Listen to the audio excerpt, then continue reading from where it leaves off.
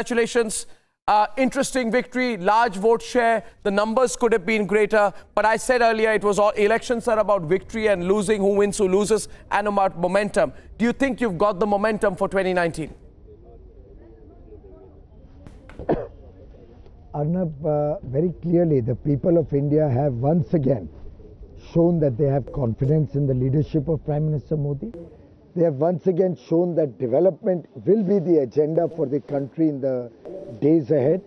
And I think it's a very decisive moment for Indian politics, because despite a lot of efforts being made to derail the election, bring in casteism, bring in communism, try and make personal and very derogatory low-level comments about the Honorable Prime Minister and see if you can vitiate the atmosphere, keep commenting on EVMs being tampered.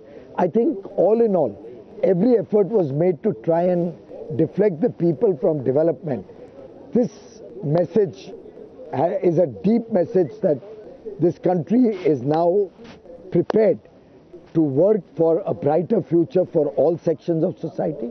This country wants change, as you saw in Himachal Pradesh, and this country wants good governance, honest governance, which Prime Minister Modi has truly given to this country in the years when he was in Gujarat and in the 3.5 years in Delhi.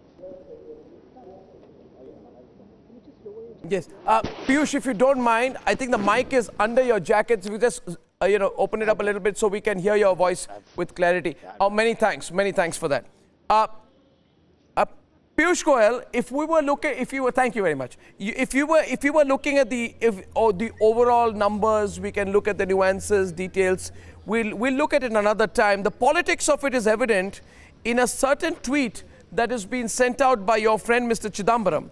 And Mr. Chidambaram tweets, I want your response to it. And he tweets saying,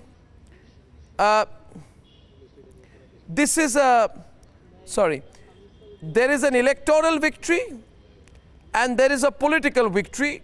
Need I say who is the political victor in Gujarat? Point number one. Point number two, Chidambaram says, what a victory. In Gujarat, the winner limped across the finishing line with a young sprinter close on his heels. Tweet number, I don't know how young or old, that's relatively young compared to Mr. Chidambaram. Third point he makes is Congress has returned a morale-boosting performance in Gujarat under Mr. Rahul Gandhi. The battle is now joined for 5 states in 2018. Your response, please. And Ahmed Patel says moral defeat for the BJP. I think the grapes are sour. They are not realizing that it's a big defeat for the Congress. They have lost one more state, Himachal. So now we have 19 states which are run by the BJP and NDA, 14 chief ministers. The Congress is reduced to 5. Come 2018, I don't know what will be the fate of Congress in Meghalaya, Mizoram and Karnataka, where there's a lot of anti-incumbency. And to my mind, it's very, very